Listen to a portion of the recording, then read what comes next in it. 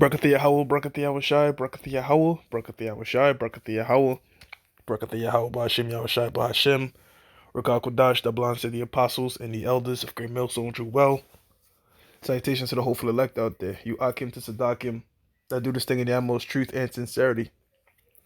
On the Pre-Shaman, this week's topic is going to be entitled Breaking News Top Iranian Nuclear Scientist Assassinated. Uh, Mo- Mohsen, I'm not going to even try to.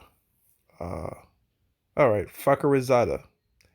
That's my attempt at that last name. Anyways, this Iranian top nuclear uh, scientist responsible also for their missiles, as Iran is deeming it, he was assassinated.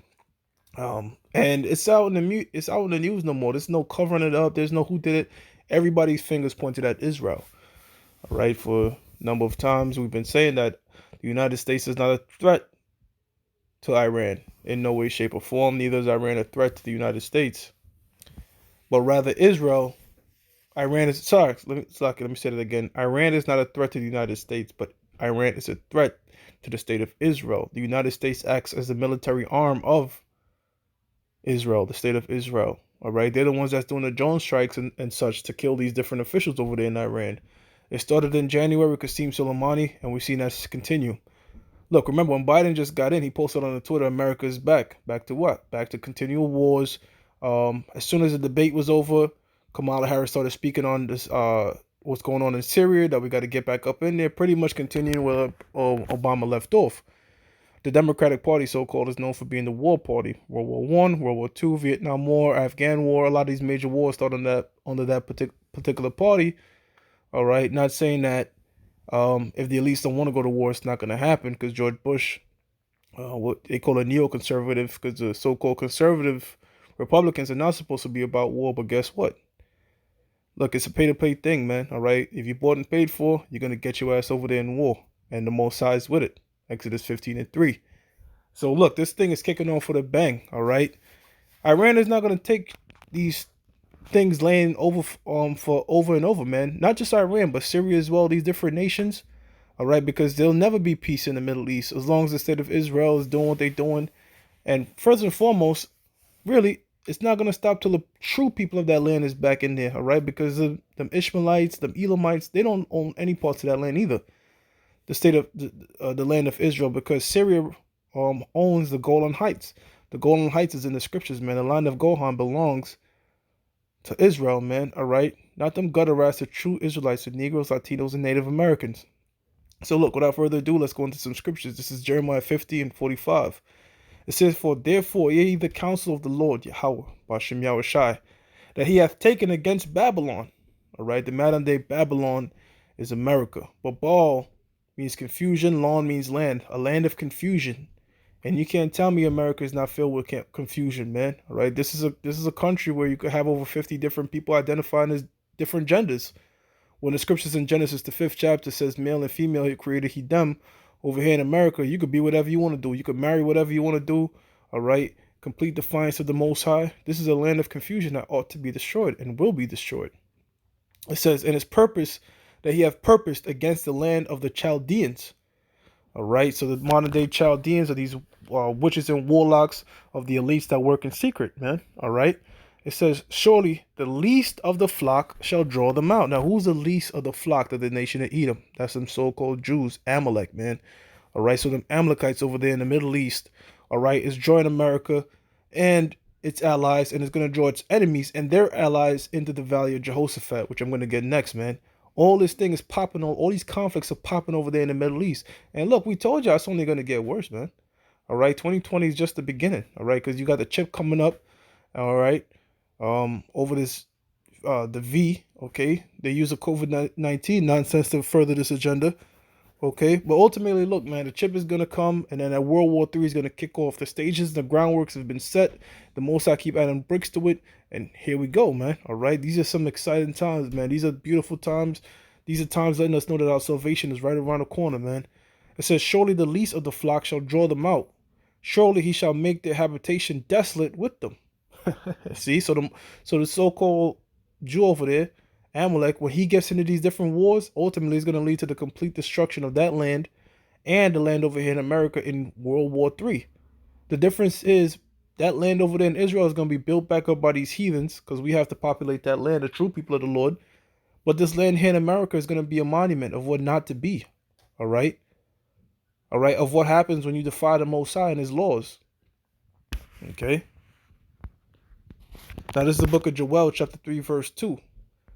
It says, I will also gather all nations. And look, I know the previous lessons we did, and many of these lessons we do, we go over these scriptures. But look, man, these things are happening. These prophecies are happening. So we have to what? We have to speak on these prophecies with these scriptures. And this Bible is a book of prophecy. Matthew, the 24th chapter, tells us all the different things that the Lord said would happen before he returns. And one of those things was mentioned was what? Wars and rumors of wars. Okay? These are warlike. When you assassinate somebody that deals with your military, all right, you decide your top generals and your scientists. Those are warlike actions, man. Okay? It says, I will also gather all nations and will bring them down into the valley of Jehoshaphat. Yahweh Shaphat, Yahweh's decision, and his decision is judgment, man. Okay? It says, and we'll, because look, Iran is very powerful, man. Iran controls what you call the Strait of Hormuz, which is responsible for 25% of the world oil. All right, so Iran doesn't necessarily need nuclear missiles. They have EMPs. They cut off that strait. It affects the entire globe, man. All right, and they have missiles that could reach Israel. So that's really the point. Okay, they don't need no nuclear weapons. They don't need no nuclear weapons to affect the world greatly. You know.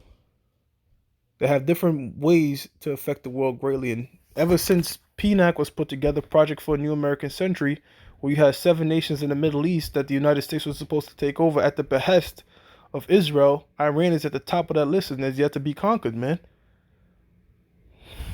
It says, I will also gather all nations and will bring them down into the valley of Jehoshaphat and will plead with them there for my people and for my heritage, Israel. So the reason the most I have these wars brewing and have this thing going on or popping off is ultimately that these nations may destroy each other and his people, the Negroes, Latinos, and Native America, can be free from their captivity and be the rulers again of this planet Earth, with Yahweh Shai being the head of that, man.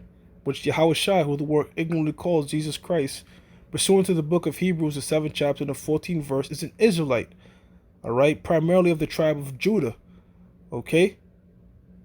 It says, and will plead with them there for my people and for my heritage Israel, whom they have scattered among the nations and parted my land. So you're parting the Most High's land, all right? The land of Israel, okay, belongs to the Lord's people. It was set up that way from the beginning. Even though you had heathens in there, before the nation of Israel got in there, it was set up in the spirit that we were supposed to have that land. And it was supposed to be ours forever, man.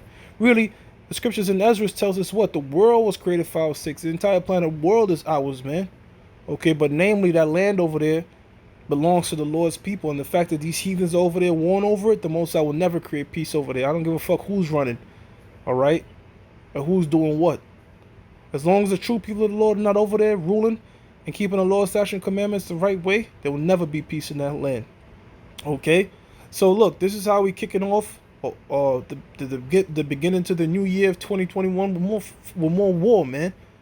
All right, with the closer destruction of America. All right, with hell and famine, vaccine, all the things that we've been telling you for a long time. You people been gainsaying against. It's coming smack dab in your face, man. And that's the Most High. Look.